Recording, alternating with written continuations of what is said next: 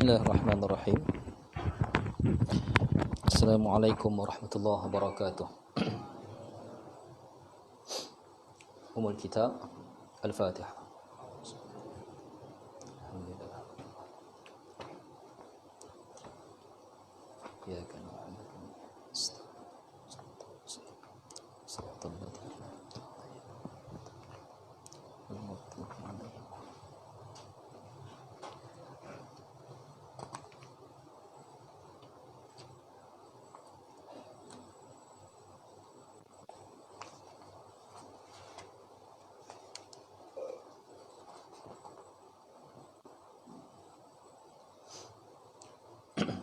Innal hamdalillah nahmaduhu wa nasta'inuhu wa nastaghfiruh wa nu'minu bihi wa na'udzu billahi min shururi anfusina wa min sayyiati a'malina. Man yahdihillahu fala mudilla lahu wa may yudlilhu fala hadiya lahu. Ashhadu an la ilaha illallah wahdahu la syarika lahu wa ashhadu anna Muhammadan abduhu wa rasuluh, amma ba'du. Tuan-tuan dimuliakan oleh Allah Subhanahu wa taala. Alhamdulillah, kita merafa'kan syukur kita kepada Allah Subhanahu wa taala di atas segala anugerah yang Allah Subhanahu wa taala berikan kepada kita semua pada hari ini. Anugerah kesihatan kita, anugerah iman, dan juga beragama dengan agama yang benar yang Allah Subhanahu wa taala berikan, walaupun mungkin dengan cara warisan sahaja agama Islam yang kita dapat ni, tapi itu juga salah satu takdir yang Allah Subhanahu wa taala tentukan kepada kita semua. Dan kita rafa'kan syukur dan terima kasih kita ke atas seluruh orang-orang yang terdahulu yang memperjuangkan agama Allah Ta'ala ni sehingga dia sampai kepada kita semua. Orang-orang yang Allah sebut dalam Al-Quran sebagai as-sabiqun al-awwalun, orang-orang yang terdahulu, yang awal. Para sahabat ni ada yang, para sahabat Nabi ni ada yang masuk Islam terkemudian.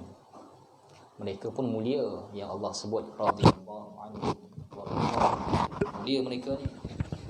Tapi kemuliaan mereka tu nak dibandingkan dengan kemuliaan para sahabat yang terdahulu, yang awal-awal masuk Islam sewaktu ditindas agama ni kan. Waktu orang masih lagi sikit, nak bandingkan dengan orang yang masuk Islam lepas Islam dah membuka kota Mekah tu taklah sama. Tu yang Allah sebut as-sabiqunal awwalun minal muhajirin wal ansar wattaba'uhum bi ihsan radhiyallahu anhum wa radu'an. Kita tuan-tuan walaupun taklah sampai kita punya maqam lah nak menandingi iman dan juga ilmu para sahabat, tapi mudah-mudahan dengan cara yang Allah kata wattaba'uhum bi ihsan, ikut mereka semua, iaitu orang-orang ansar, orang-orang muhajirin, para sahabat Nabi lah. Wattaba'uhum bi ihsan, yang ikut mereka dengan baik, yang Allah sebut radhiyallahu anhum wa radu'an. Mereka semua ni ialah orang yang Allah redha ke atas mereka. Mereka redha ke atas Allah Subhanahu wa taala.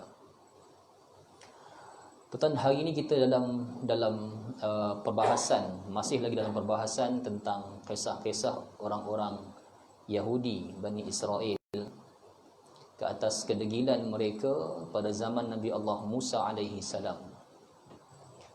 Nanti tuan-tuan pada ayat yang ke-114 saya ingat kan, ataupun 115 macam itulah, Allah dia menutup kisah orang Yahudi ini dengan menceritakan kisah seorang Rasul Tuhan yang digelar sebagai Abul Anbiya, ayah kepada Nabi-Nabi dan juga Rasul, iaitu Nabi Allah Ibrahim alaihi salam. Tapi untuk cerita awal dalam surah Al-Baqarah ni, Allah menceritakan tentang mengenai kisah orang-orang Yahudi Bani Israel yang mereka ni terlampau banyak mengkhianati janji mereka kepada Allah Subhanahu wa taala. Pada kelas yang lepas kita dah sebut tentang satu peristiwa yang berlaku antara Nabi Allah Musa dengan Bani Israel. Peristiwa pembunuhan antara satu orang lelaki Bani Israel, dia bunuh pak saudara dia untuk nak mewarisi harta pak saudara dia tu. Sebab pak saudara dia ni tak ada anak, jadi lambat laun faraid harta tu akan kembali pada dia. Dia tengok lambat laun orang tu tak nak mati, dia pergi bunuh orang tu kan. Dia pergi bunuh pak saudara dia sendiri. Jadi kita hari ni tuan-tuan, yang kita pun tak lari daripada perkara-perkara macam tu. Anak berbunuhan, anak bunuh abang, abang bunuh apa? Adik bunuh abang, abang bunuh kakak. Dan kadang ada kes bunuh kakak, bunuh ibu sendiri, bunuh ayah sendiri untuk harta kan. Benda ni tuan berlaku lama sejak zaman Nabi Allah Musa alaihi salam di atas pembunuhan satu orang Yahudi. Anak saudara dia bunuh pak saudara dia sendiri kerana nak mewarisi harta pak saudara dia sendiri.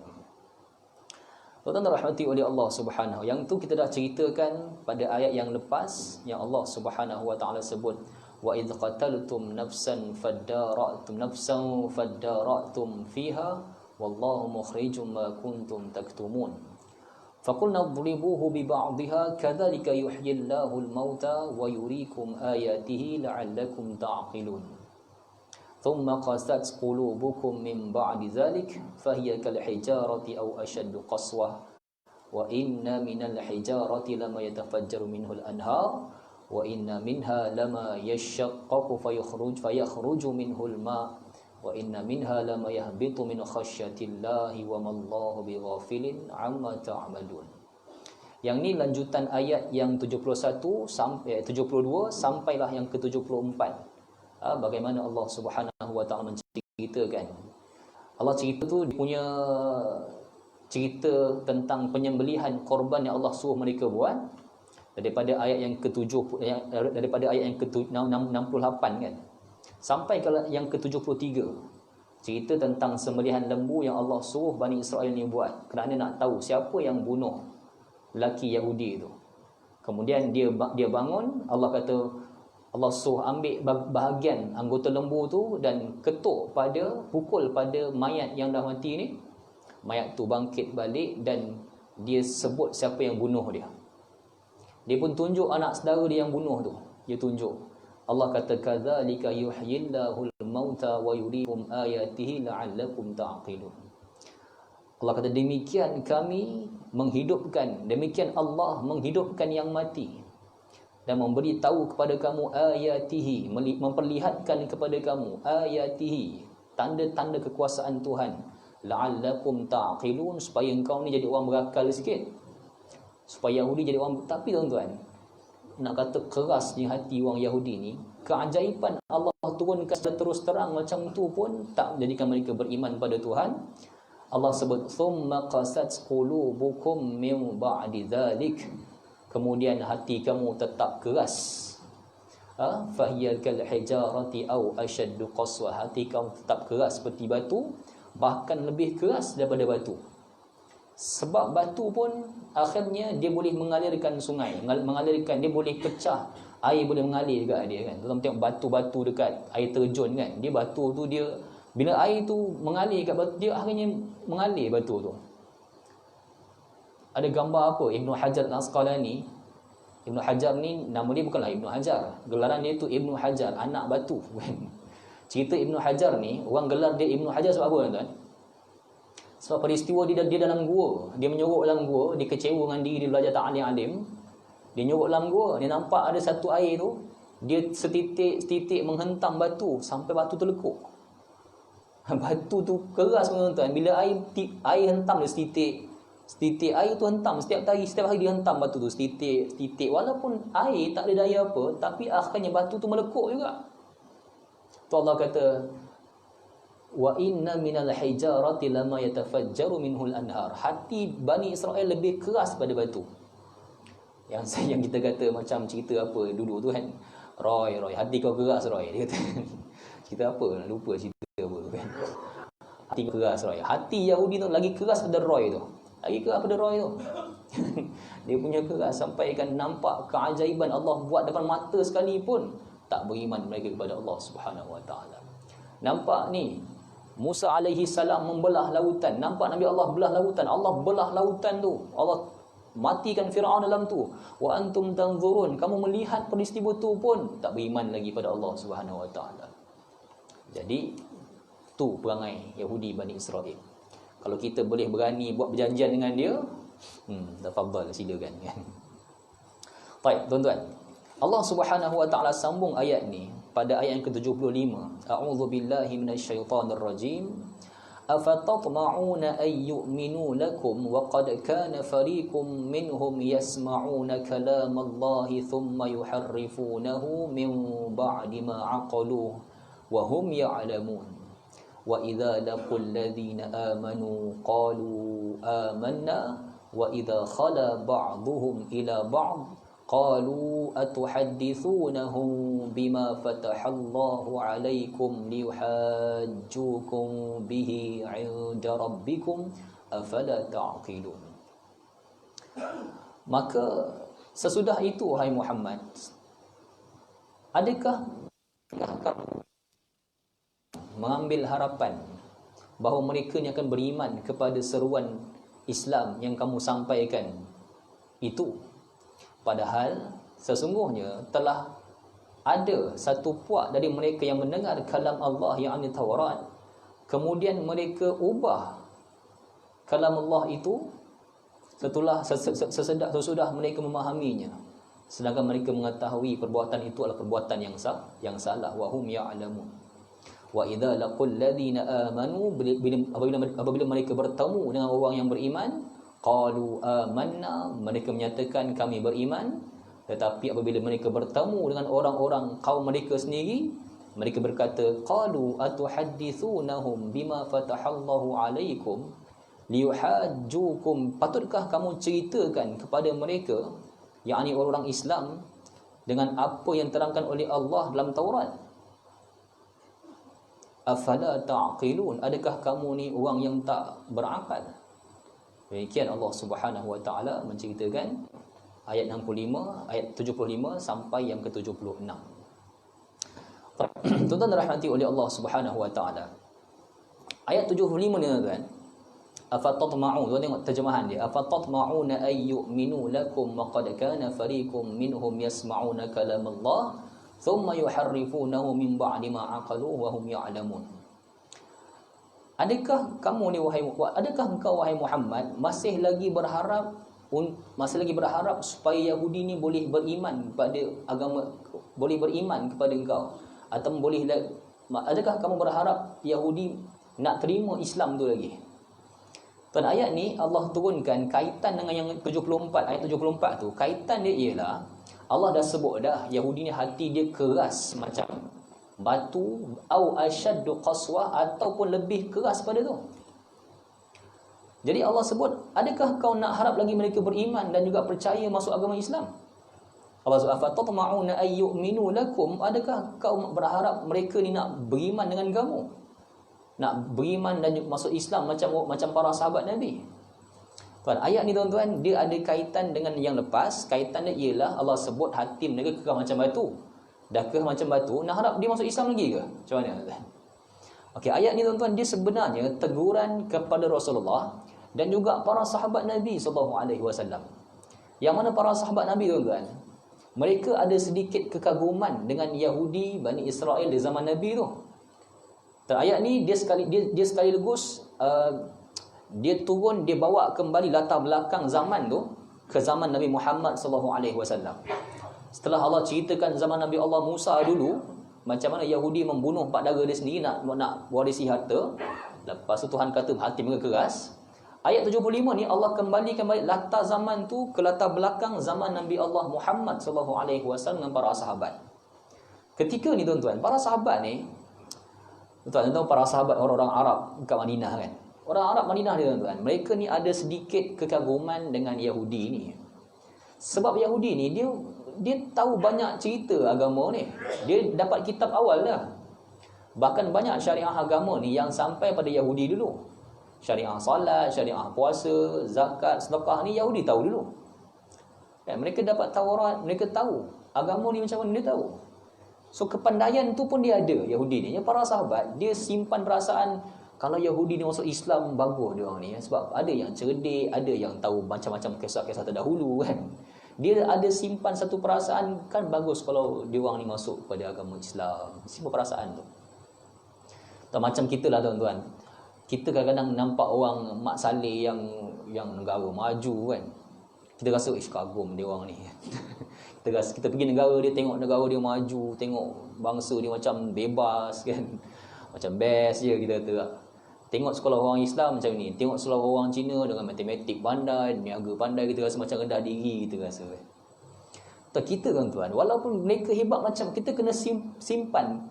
Kagum tu bagus, tapi jangan kagum sangat sampai kita rasa rendah diri. Kita orang Islam rasa rendah diri dengan orang kafir, jangan tuan-tuan. Nak ambil kebaikan daripada mereka, tafadhal, ada kebaikan boleh ambil. Tapi untuk rasa rendah diri sampai biar mereka semua buat suasana hidup mereka tenggelamkan Islam, tidak. Tidak. Ayat ini dia nak tegur para sahabat dan juga Nabi sallallahu alaihi wasallam sendiri supaya tak payah harap. Sebab Yahudi tuan, mereka ni orang yang hati dia keras lebih daripada batu tu lagi. Lebih daripada batu tu lagi. Maka Allah tegur para sahabat, Allah kata afatatma'una ay yu'minu lakum. Kau nak harap mereka beriman lagi pada Allah Taala? Wa qad kana fariqum minhum yasma'u. Mereka ni dulu dah dengar kalimah Allah dalam Taurat. Thumma yuharrifunahu, kemudian dia ubah kalimah tu min ba'di ma aqalu, dengan akal mereka, dalam keadaan dia tahu, dia sedar perbuatan tu salah. Dia ubah Taurat, dia tahu ubah Taurat ni salah, dia tahu salah. Dia buat juga perubahan dalam Taurat, dia ubah kalimah-kalimah Taurat. Tuan, ayat ni sekaligus dia juga membuktikan bahawa agama Islam ni tuan-tuan, kalaulah Nabi SAW sendiri yang tulis Quran, pasti Nabi tak akan kritik diri Nabi sendiri. Buat apa kan? Tulis buku, kritik diri sendiri kat buku tu. Saya ni seorang yang tak cekap lah saya ni. Buat apa kan? Bukti Al-Quran ni tuan-tuan, dia bukan kalimah yang sebab ada orientalis, ada musuh Islam, dia masih lagi duk gerakan-gerakan yang kata Nabi Muhammad tulis ni buku Quran ni. Dia buat gerakan. Dia kata tak mungkin Muhammad, dia kata Rasulullah ni seorang yang pandai membaca, pandai menulis, yang pandai, yang cerdik, akal fikiran dia cerdik. Akal memang cerdik lah. Tapi tuan-tuan, Rasulullah ni dia ummi, dia buta huruf. Nabi SAW tak pandai membaca, tak pandai menulis. Tak pandai membacanya Nabi ni merupakan mukjizat. Bagaimana seorang yang tak pandai membaca, tak pandai menulis boleh ada pengikut yang ramai? Boleh karang, boleh membaca, boleh membaca kalimah-kalimah syair Quran yang sangat hebat, yang mengalahkan seluruh penyair Arab jahiliah ni. Macam mana boleh kalah? Pasti bukan Nabi tak boleh menulis, macam mana Nabi boleh karang? So pasti apa yang Nabi dapat tu daripada Tuhan Jalla wa Ala, Allah Subhanahu wa Taala kan. Tu umi kat Nabi tu mukjizat lah. Kalau tu umi kat kita, saya tak pandai membaca, sunnah tak pandai membaca kan. Taklah macam tu. Tuan-tuan, jadi Quran ayat 75 ni dia teguran satu. Yang kedua, dia bukti bahawa Quran ni bukan Nabi yang buat. Tak ada kerja orang nak buat agama, buat Quran, lepas tu dia kutuk diri sendiri, dia kritik diri sendiri, tak ada kerja. Orang biasa tulis buku ni, dia sendiri mesti dia banggakan. Penulis ialah seorang graduan daripada universiti berpengalaman pada sekitar 10 tahun di negara sekian-sekian, pernah menulis di iktiraf sekian-sekian, mesti puji diri sendiri. Tak ada tulis penulis ni dia fail dekat Mesir main, balik-balik jadi orang besar. Tak ada tulis macam tu. Saya ni penasihat sekian-sekian, merupakan seorang yang tak tamat pengajian pun, tapi akhirnya jadi orang besar. Tak ada macam tu kan, mana nak tulis? Buat diri sendiri buat apa? Dia tuan-tuan, Quran ni, Rasulullah sendiri dalam ayat ni, Rasulullah bacakan ayat yang para sahabat nakkan Yahudi, tapi Quran dia seolah-olah macam tegur. Macam Allah tegur Nabi SAW ketika Nabi tengah layan pembesar-pembesar Arab. Tiba-tiba datang Abdullah bin Umi Maktum yang buta tu kan, tanya soalan dekat Nabi. Allah turunkan ayat tentang surah apa tu? Abasa wa tawalla an ja'ahul a'ma kan. Engkau memalingkan wajah engkau wahai Muhammad ke atas seorang lelaki buta yang datang kepada engkau. Rasulullah paling sebab apa kan? Sebab Allah bin Maktum dia buta, dia tak nampak. Datang, dia tahu Muhammad, dia tu Rasulullah dekat masjid, dia datang dia tak nampak ada tetamu. Dia terus tanya-tanya soalan kat Nabi. Nabi, apa ni? Ada pembesar Arab nak masuk Islam ni. Allah kata, kau telah memalingkan wajah kau, wahai Muhammad, terhadap seorang lelaki yang buta, yang hati dia jauh lebih ikhlas berbanding hati pembesar-pembesar ni yang tak nak masuk Islam pun. Mereka ni auta je lebih. Tak ada apa pun mereka. Allah bocorkan rahsia-rahsia mereka. Nabi dengar wahyu itu turun, Nabi terus hadapkan wajah Nabi ke arah Abdullah bin Maktum. Nabi melayani soalan-soalan daripada Abdullah bin Maktum. Allah puji hati dia jauh lebih ikhlas berbanding hati orang besar ni kan. Logik ke satu agama yang satu agama yang jika Rasulullah tu Muhammad bin Abdullah bawa agama sendiri, tak pasal lah dia nak cerita satu benda yang titik dia sendiri. Tak pasal lah macam tu. So itu bukti mukjizat bahawa Quran dia bukan Nabi yang tulis. Bukan kan. Satu lagi tuan-tuan, saya ingat antara bukti besar agama, kebenaran agama yang Rasulullah bawa ni untuk kita, saya ingat boleh lah. Kalau untuk orang yang musuh Islam ni, dia ada kajian lebih tinggi tu, wallahualam kan. Tetapi saya rasa, bila saya baca hadis-hadis fiqah, Aisyah punya hadis fiqah Nabi tuan-tuan, banyak Aisyah yang rawayat sebab dia banyak tengok Nabi solat kan dalam rumah. Aisyah rawayatkan Nabi ni dia berdiri, kaki dia pecah sebab dia solat. Macam mana Nabi tuan-tuan? Dan kita logik lah, kalau nak tipu agama ni, nak tipu, nak ada pengikut tu, nak bohong-bohong orang ya. Padan bohong orang tu dekat tengah-tengah orang ramai, okey lah. Tengah seorang-seorang kat rumah, nak bangun sembahyang tengah malam, buat apa orang tak nampak, dia diam tidur sudah. Kalau betul Rasulullah nak bawa agama ni, nak tipu orang kan, Muhammad bin Abdul tipu orang, masa tengah berjuang jihad sama ramai tu, nak bohong berperang boleh lah, orang ramai tengok. Ni tak ada orang nampak, tengah-tengah tidur je lah, nak bangun buat apa? Saya pecah kaki buat apa? Nak diri lama, solat buat apa? Oh, tu bukti tu. Bukti bahawa Rasulullah bukan bawa agama untuk kepentingan peribadi. Sebab dia buat banyak benda yang orang tak nampak, yang sendirian dia seorang-seorang. Dia buat tahajud Nabi SAW. Tu bukti agama yang Nabi bawa ni, agama yang tulus dan juga benar. Kita tuan-tuan kan, kok ia pun nak berlakon depan orang ramai, kita berlakon lah kan. Duduk seorang-seorang kat rumah, berlakon buat apa, tak ada orang nampak. Tak ada media datang, nak pergi sedekah buat apa. Nak derma 1,000 ni, biar media datang. Kalau media tak datang, jangan bagi. Itu cara nak derma politik ni. Jadi tunggu media datang. Tuan Nabi SAW, dia bangun tengah malam, bengkak kaki dia bangun tahajud, membuktikan dia tak ada ambil kepentingan apa daripada agama ni. Memang ikhlas dia bawa agama daripada suruhan Tuhan Jalla wa'ala. Sebab Quran dia sebut, nak harapkan macam mana sekarang ni? Nak harapkan mereka beriman. Afatatma'una ay yu'minu lakum wa qad kana fariqum minhum yasma'una kalam Allah summa yuharrifunahu min ba'di ma aqaluhu wa hum ya'lamun. Ya, para sahabat Nabi, Rasulullah sendiri dapat tengok ayat ni, para sahabat dia berhenti berharap dah. Tak, memang orang kata useless lah, tak berguna lah orang Yahudi ni. Dia duk auta kita sama ni kan. So para sahabat buang impian tu, nak harapkan Yahudi masuk Islam supaya boleh bawa agama ni bersama-sama dengan kecerdikan mereka, kefahaman mereka pada kisah terdahulu. Para sahabat buang impian tu jauh-jauh, sebab cukuplah Muhammad bin Abdullah SAW, Rasul Tuhan, panduan mereka, Al-Quran tu ada, cukuplah. Yahudi ni tak payah pun tak apa. Yang masuk Islam masuk, tapi Nabi dakwah. Kalau mereka tak masuk Islam, bukan kerja Nabi, sebab hidayah milik Tuhan Jalla wa'ala. Hidayah milik Tuhan. Allah sebut pada ayat ni, antara lain istinbat yang kita boleh keluarkan ialah Muhammad bin Abdullah, Rasulullah sendiri, dia berdakwah. Terima Yahudi terima ataupun tidak, bukan kerja Nabi Muhammad SAW. Terima ataupun tidak tu antara dia dengan Tuhan. Dia tak mau macam mana pun tak dapat. Dalam rekod sejarah Islam ni, isteri Nabi Nuh pun pernah tak beriman dengan dia kan. Tiba-tiba je bini Fir'aun boleh beriman dengan Tuhan. Membuktikan bahawa Nabi pun tak memberikan petunjuk hidayah. Nabi, para Rasul Tuhan, dia berdakwah menyampaikan agama Allah Subhanahu Wa Taala. Kalau Rasul pun bukan orang yang memberikan hidayah, apatah lagi ustaz tuan-tuan. Ustaz pun tak, ustaz pun mendakwah juga. Kita semua tuan-tuan pendakwah, dai semua ni. Bukan dai TV tu. Cerita dai yang reality tu tak. Kita semua pendakwah tuan, pendakwah orang yang menyeru kebaikan pada orang lain insya-Allah. Maka Allah Subhanahu Wa Taala sebut pada ayat 75 tentang perkara tu supaya jangan kita berhenti berharap pada orang Yahudi tuan.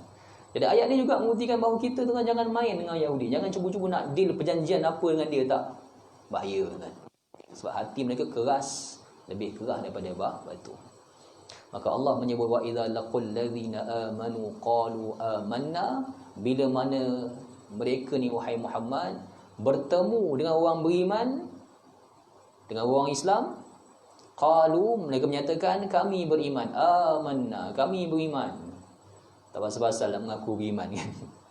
Wa idza khala ba'dhum ila ba'din, bila mereka kembali kampung halaman dia jumpa dengan kawan-kawan dia balik, kawan-kawan Yahudi dia balik, mereka tanya sama mereka.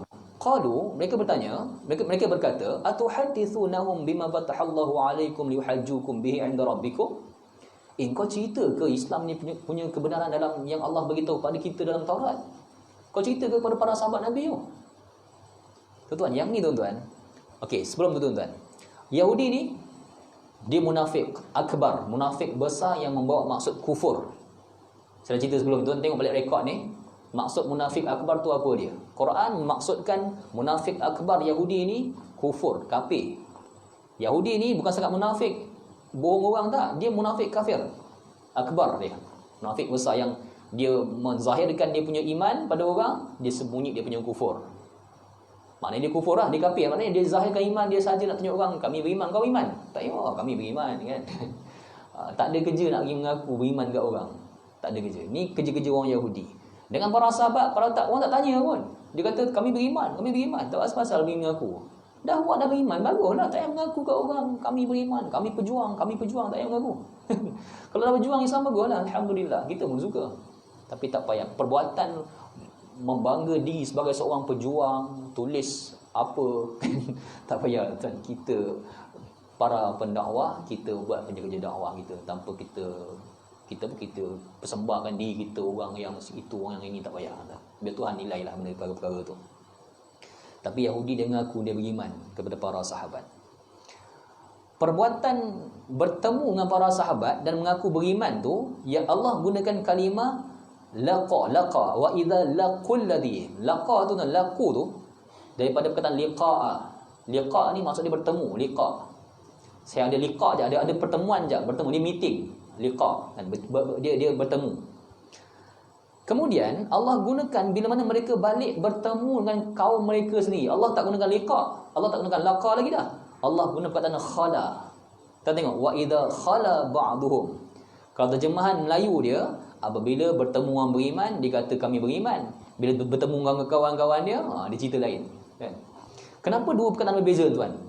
Apa beza laqa ataupun laqul ladzi dengan khala? Tuan, dia macam kawan dengan sahabat. Mana lagi rapat kan? Mana lagi rapat? Kita rasa sahabat lagi rapat tak? Sahabat hidup semati. Kalau kawan ni, kawan ramai orang saja. Yang apa lagu tu? Dia kata berkawan biar beribu, bercinta biar satu. Lagu apa kan? Tak ingat lah. Lagu orang lama-lama kan. Kawan beribu tak apa, tapi kalau sahabat bercinta biar seorang. Cinta dengan kawan ni dia beza lah.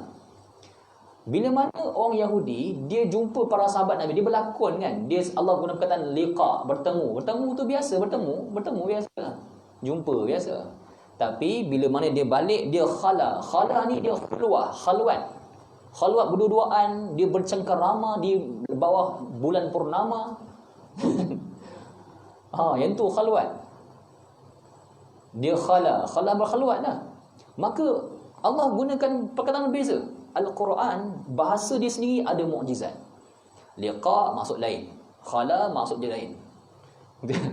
Bahkan bahasa Arab ni tuan, kadang-kadang dia sesuatu benda, satu isim, nama tu kadang-kadang dia bermaksud keadaan tersendiri. Contoh macam mir'ah. Mir'ah ni maksud dia cermin kan. Sebab bukan cermin ni, kenapa jadi mir'atun, cermin kan? Mir'ah sebab apa? Sebab dia mar'atun wanita, mir'atun cermin. Wanita ni memang suka cermin. Soal suka tengok cermin kan. So wanita, kaum yang cantik suka tengok cermin. Dia betulkan tudung dia, takut hidung dia sengit, dia betulkan hidung dia sikit kan. Dia suka tengok cermin. Dia mir'ah tu perkataan akad sama. Menandakan wanita, kaum yang sinonim dengan cermin. Laqa, bertemu biasa ni, setakat bertemu biasa ni bertemulah. Tapi kalau dia bertemu yang luar biasa, Allah guna khala. Berarti dia punya kawan sebenar, sahabat sebenar dia ialah orang Yahudi yang ni. Wa idza khala ba'duhum ila ba'd. Dia bertemu ataupun dia balik, dia bersahabat, dia bercinta dengan orang-orang dia sendiri. Yang tu kaum dia yang sebenar, yang busuk hati tu. Kerisauan orang Yahudi lain dengan orang Yahudi sama sesama Yahudi, dia risau sebab dia tahu kaum Yahudi ni semua berlakon dengan para sahabat. Munafik berlakon dengan para sahabat. Dia berlakon dengan para sahabat, dia kata dia beriman, dia berlakon. Tapi kerisauan orang Yahudi lain ni ialah dia risau masa tengah berlakon itu lagi, dia risau kalau dia terdedahkan maklumat dalam Taurat yang mengiktiraf agama Islam. Maklumat Taurat yang mengiktiraf bahawa agama ni dah dibatalkan, agama Yahudi ni dibatalkan untuk orang Yahudi masuk pada agama Islam. Dia risau benda tu terbocor lah, dia risau. Yang tu yang dia tanya kepada orang Yahudi yang lain, dia qalu atuhaddithunahum bima fatahallahu alaikum liyuhajjukum bihi. Kamu tadi jumpa para sahabat Nabi tadi, kau cakap apa pada Taurat? Kededahkan yang kata Taurat tu kata Islam betul ke? Jangan dedahkan. Jangan dedahkan, jangan. Kena hati-hati ni. Berlakon biar hati-hati. Kamu terdedahkan maklumat yang benar daripada Taurat kan? Susah kita. Kan para sahabat tahu kita ni simpan maklumat yang benar daripada Taurat. Tak, dia risau yang tu. Memang berlakon, kaki berlakon macam kan? Tak, sebab tu kadang saya risau. Para agamawan yang keluar daripada institusi lakonan ni, kita risau kadang. Dia berlakon, rancangan dari TV berlakon kan. Tak tahu dia tak berlakon. Kalau dia tak berlakon baguslah kan. Kita risau dia berlakon betul. Macam Yahudi memang suka berlakon. Dia risau nanti tengah-tengah berdakwah pun dia berlakon. Bila dah jadi agamawan betul pun dia berlakon. Kita risau macam tu. Berlakon setakat nak menang rancangan tu tak apalah berlakon. Tapi kita risau nanti bawa agama pun dia berlakon sekali. Tu kita risau. Tuan-tuan, jadi Yahudi mereka ni berlakon sampai mereka sendiri pun risau dengan lakonan mereka. Mereka khawatir kalau terdedahkan maklumat Taurat yang benar, yang mengiktiraf kebenaran agama Islam yang dibawa oleh Nabi Muhammad sallallahu alaihi wasallam. Maka mereka kata qalu atuhaddithunahum bima fatahallahu alaikum liyuhajjukum bihi 'inda rabbikum. Dia risau, kok nanti kau tak beritahu dia orang maklumat Taurat yang betul ke untuk liyuhajjukum bihi 'inda rabbikum, daripada Tuhan kamu ke? Jangan. Afala ta'qilun. Kau tak berakal ke? Teguran daripada Allah Subhanahu Wa Taala kepada mereka. Okey, tuan-tuan dirahmati oleh Allah Subhanahu Wa Taala.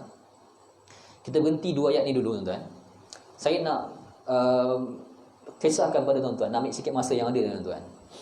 Malam ni kita habis dua ayat tu insya-Allah tentang daripada lanjutan ayat yang lepas. Tuan, masa yang ada, tuan-tuan, saya nak bawa tuan-tuan satu kisah. Saya ingat benda ni agak penting.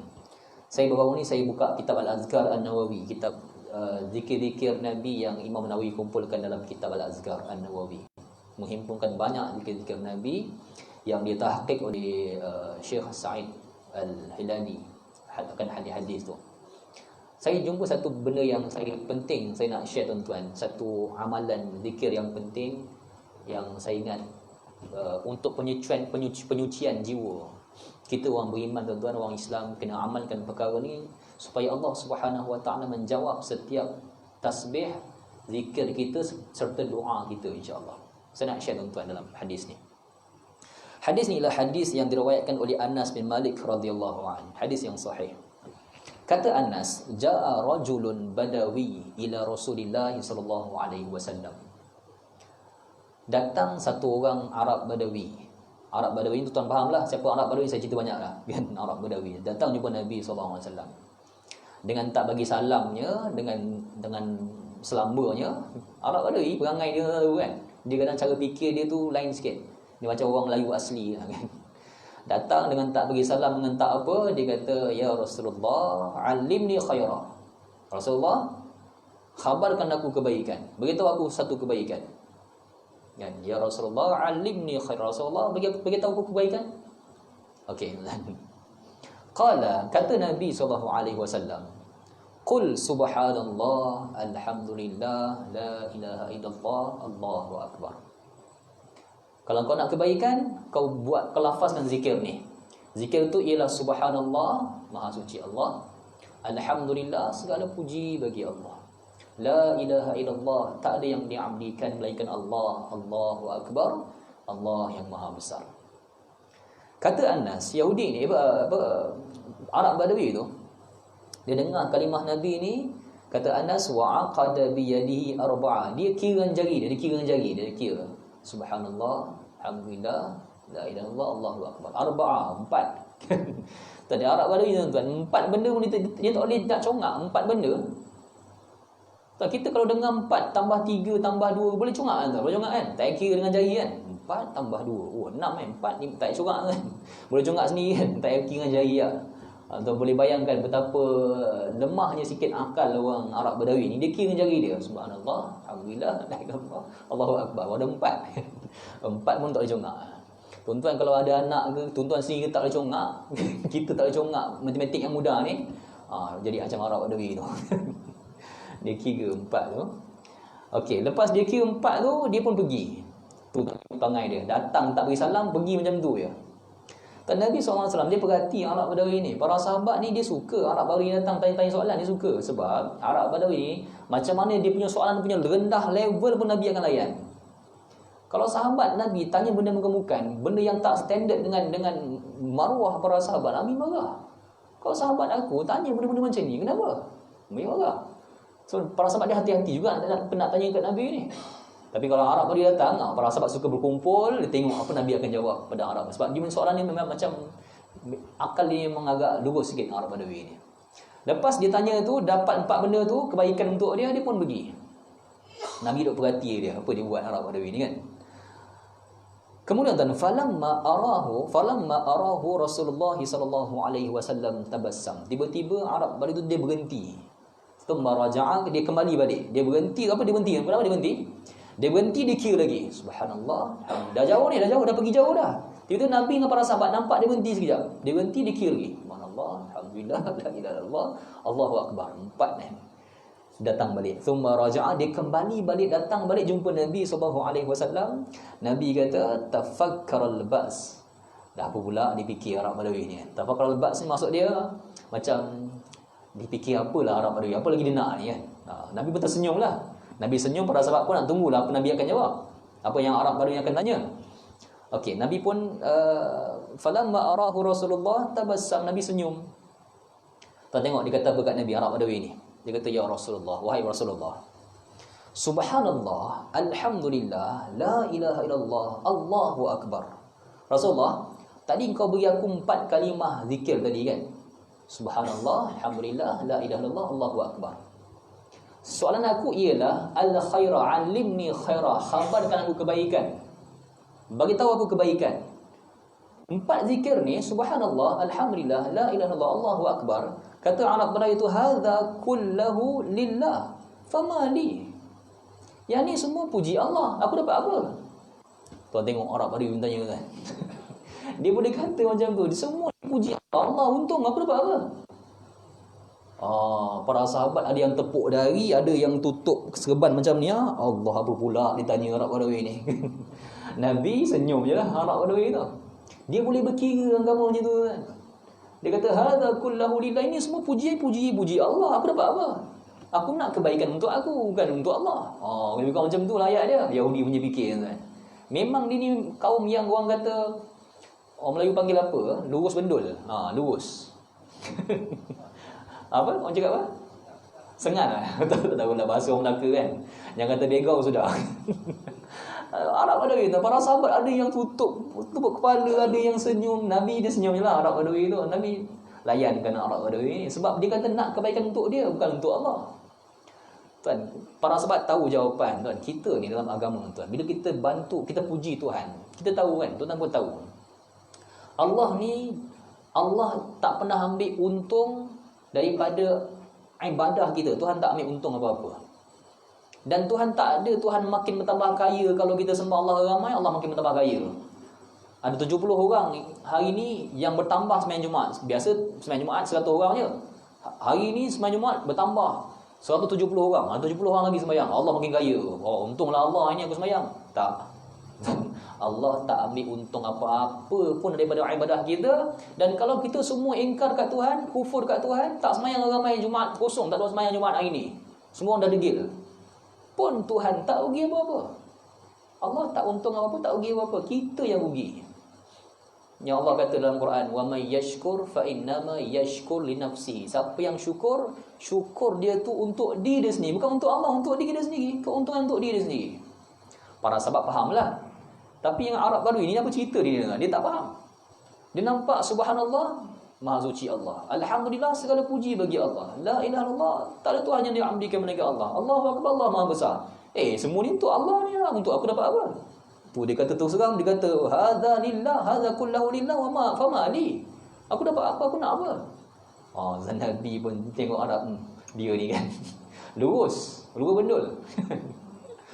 Ada tak orang kita lurus bendul kan? Ada tak? Ada tu, ramai kot. Pukul 3 pagi lah, 3 pagi kan, naik bawa kereta, traffic light merah, dia berhenti. Pukul 3 pagi, traffic light merah, sampai 8, sampai 7, dia berhenti, 3 pagi, dia berhenti tengok traffic light tu, dia nak hijau ni. Kita duduk belakang tension, jalanlah mak oi. Pukul 3 pagi. Maqasid traffic light tu, tujuan traffic light tu nak elakkan jam, nak elakkan kemalangan. Dah kalau 3 pagi, tak ada kereta lalu, tak ada jam, kalau jalan pun tak rugi apa pun orang. Jalan lah tuan-tuan. Janganlah lurus sangat macam tiang tu. Dia berhenti. Dan kita jangan tuduh orang. Jangan cakap, ni driver perempuan ni, jangan cakap kan. Bila kita potong, betul lah perempuan kan. Dia jangan cakap kadang-kadang lelaki ada juga yang lurus. Arab Badawi tu dia lurus, dia tanya macam tu. Okey tuan, kita nak cerita yang ujung tu. Nabi dia layan Arab Badawi ni, dia kata apa? Dia bagi Arab Badawi ni kebaikan untuk dia layan Arab Badawi ni. Nabi kata, Nabi jawab pada dia, idza qulta subhanallah. Dia kata, wahai sahabat aku, kalau kau kata subhanallah, Allah jawab sadaqta. Allah jawab. Tuan, zikir subhanallah, alhamdulillah, la ilaha illallah, Allahu akbar ni Allah jawab lah. Allah jawab. Kita tak ada dapat anugerah macam Allah jawab kepada Nabi Allah Musa, Allah jawab kepada Rasulullah dekat peristiwa Mi'raj, taklah macam tu. Tapi ada zikir-zikir tertentu yang Allah jawab pada kita dengan cara Allah sendiri. Kita tak dengarlah suara, tapi Allah jawab. Nabi cakap, Allah jawab. Nabi kata, idza qulta subhanallah, kalau kau kata subhanallah pada Allah, faqala Allah, maka Allah berkata sadaqta, engkau benar. Sadaqta maksudnya engkau benar. Sadaqta, engkau benar. Wa idza qulta alhamdulillah, la ilaha illallah, Allahu akbar, faqala Allah sadaqta. Bila kau sebut alhamdulillah, la ilaha illallah, Allahu akbar, Allah jawab pada engkau sadaqta, engkau benar, engkau benar, engkau benar. Allah akui kebenaran yang dia maha suci. Segala pujian untuk dia. Tak ada yang diabdikan melainkan untuk dia. Dan dia maha besar. Allah akui, Allah kata sadaqta, engkau benar, engkau benar, engkau. Memang aku maha besar, engkau benar. Fataqul, kau tambah lagi 3 benda. Nabi ajar Arab Badawi ini untuk kepentingan diri sendirilah. Nabi jawab, kau tambah lagi 3 perkara. Sebut pada Allah, Allahumma ghfirli, Tuhan, ya Allah, ampunkanlah aku. Allah bila dengar susunan yang betul, zikir yang betul, subhanallah, alhamdulillah, la ilaha illallah, Allahu akbar, sebut Allahumma ghfirli, Tuhan, ya Allah, ampunkanlah aku. Allah jawab, qad fa'altu, telah aku ampunkan kau. 2, Nabi kata, sebut lagi lepas tu, Allahumma rahamni, Tuhan, rahmatilah aku, ya Allah, rahmatilah aku. Allah jawab pada kita, qad fa'altu, telah aku rahmat pada kau. Tuan, saya bila baca apa yang fuqaha sebut pada hadis ni tuan, rahmat ni maksud apa tuan? Rahmat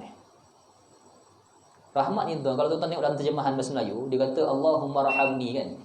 Maksud dia, Allah rahmatilah aku. Tuan, saya ingat terjemahan tu tuan kena betulkan sikit supaya maksud tu lebih mendalam. Bahasa Melayu ni kadang maksud tak tepat. Rahmat tu bahasa Arab lagi kan.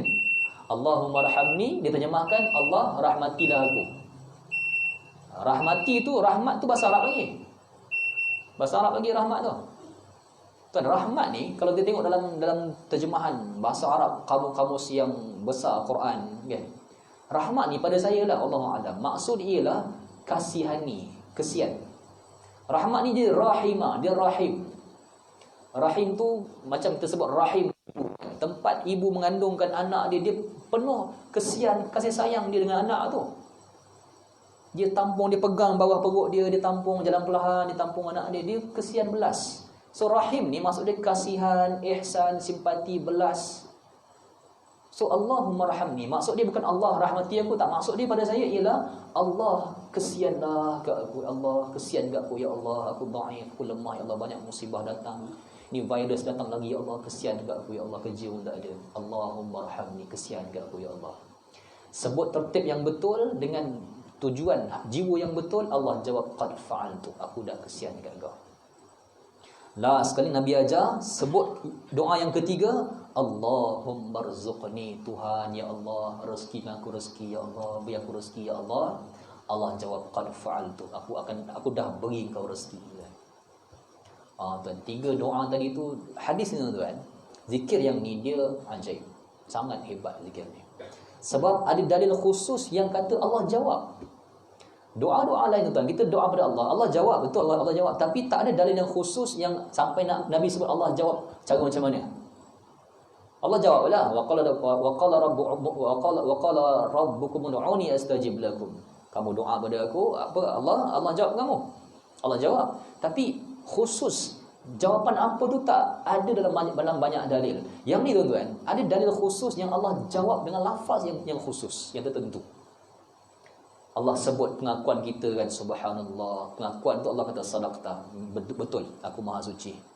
Sampai kita doa Allahumma ghfirli, aku makbul doa kau, aku tunaikan sekarang ni. Allahumma rahamni, Allah kesian ke aku kesian sekarang ni. Sampai kita doa Allahumma rzuqni, Tuhan rezekikan aku rezeki. Allah kata aku akan rezekikan kau sekarang ni. Allah jawab betul-betul. Hebat tuan-tuan. Kita tuan-tuan, cuma satu bab lagi yang penting. Dalam doa ni. Kita doa tuan-tuan, kita kalau doa jangan kita ghaflah. Ghaflah ni lalai. Nabi kata Tuhan ni dia tak makbul doa min qalbin ghafil. Pada orang yang doa hati dia ghaflah, hati dia ghafil ni lalai. Dia tak tahu apa dia doa. Amin amin amin amin. Dia tak tahu apa dia doa. Ghaflah. Macam tu punya doa Tuhan tak makbul. Memang Tuhan tak makbul. Sebab kita tak tahu apa yang kita doakan. Kadang kita baca doa panjang. Aku baca apa tadi? Tak tahulah. Aku hafal doa tu 10 tahun dah.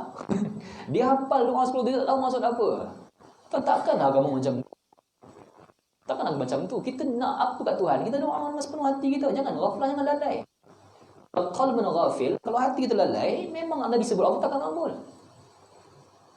Jangan tidak lalai. Kita mesti tahu apa yang kita nak. Seorang cikgu, dia buat kerja kerja nak buat program dengan anak murid kat sekolah kan. Buat kerja kerja. Bila hantar kat pengetua tanya, nak apa daripada paperwork ni, kerja kerja ni?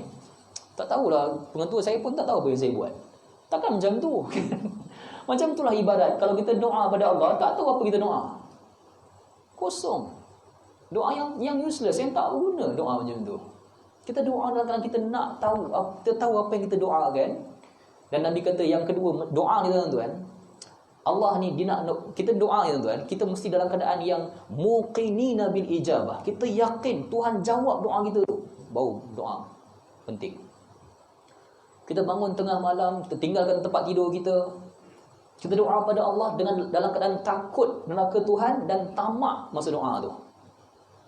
Itu yang surah Sajadah bagi tahu kan. Ada surah Sajadah, tatajafa junubuhum 'anil madaji'i yad'una rabbahum khaufa wa tama'a. Mereka bangun daripada tempat junubuhum, daripada lambung belakang mereka, meninggalkan madaji', tempat tidur mereka. Tatajafa junubuhum 'anil madaji'i yad'una rabbahum, mereka menyeru Tuhan mereka dalam keadaan seruan mereka doa pada Allah khaufa wa tama'a, dalam keadaan takut neraka Tuhan. Dan masa doa tu dia tamak. Apa ni dosa banyak, masuk neraka, takut ke bawah-bawah, jadilah Allah. Bukan macam tu doa kan. Allah aku ni ya Allah, tak tahulah macam mana kan. Masuk syurga bawah-bawah pun jadilah, penting syurga. Jangan macam tu kan. Nabi sebut kalau nak minta pada Tuhan, idza as'alillah fas'alil firdaus, minta syurga firdaus dengan Nabi. Itu yang agama Quran suruh tamak. Khaufa wa tama'a, minta doa tu takut neraka dan tamak sikit doa tu, minta besar-besar. Dia minta kecil-kecil. Tak masuk neraka pun jadi Allah, tak apa, dekat tengah pun. Apa benda doa macam tu? Doa betul-betul.